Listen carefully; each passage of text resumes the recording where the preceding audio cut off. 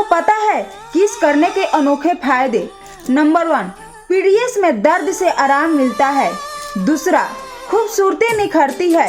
तीसरा, आपके रिलेशनशिप को मजबूत करती है।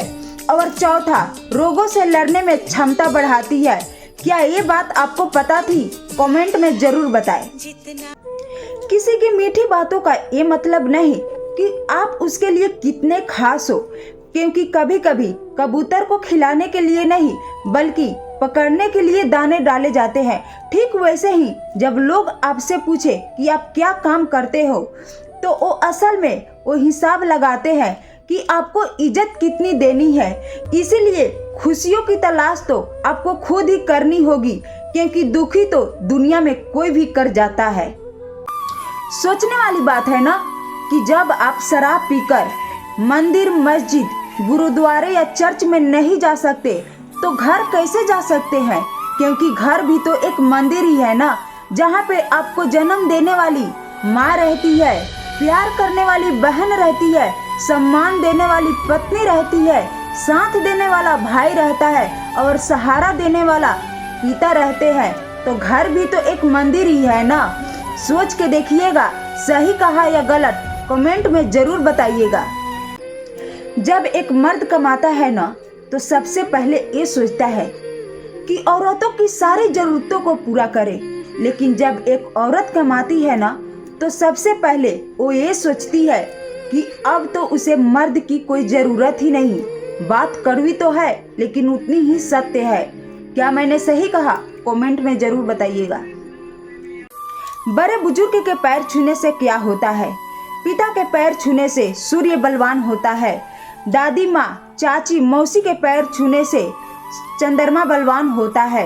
बड़े भाई के पैर छूने से मंगल बलवान होता है। बड़ी बहन के पैर छूने से बुध बलवान होता है।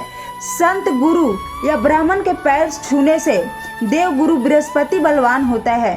दादा या बुजुर्ग के पैर छूने से केतु की शुभता होती है। भाभी के पैर छूने से शुक्र बलवान होते हैं। अगर आप अपने ससुराल में अच्छे से संबंध रखते हैं तो इसे राहु की शुभता होती है।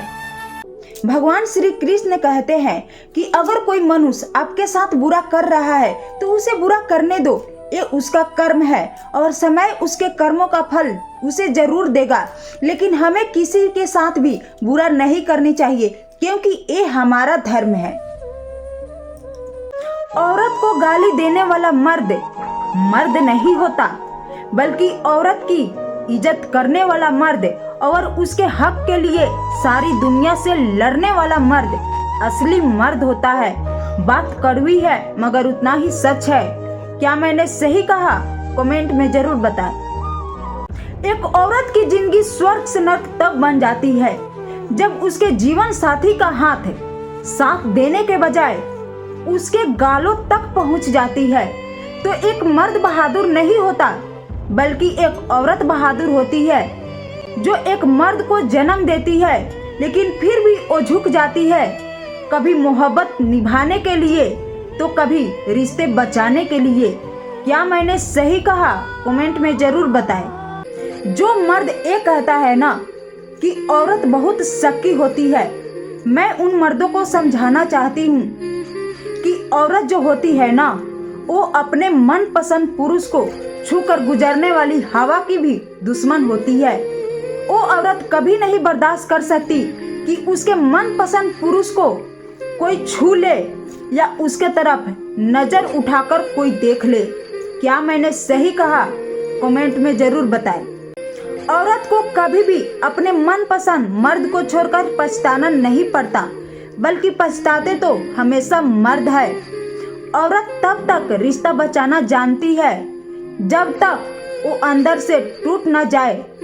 और औरत कभी भी मर्द को नहीं ढूंढती, बल्कि मर्द ही हमेशा ढूंढते हैं औरत को।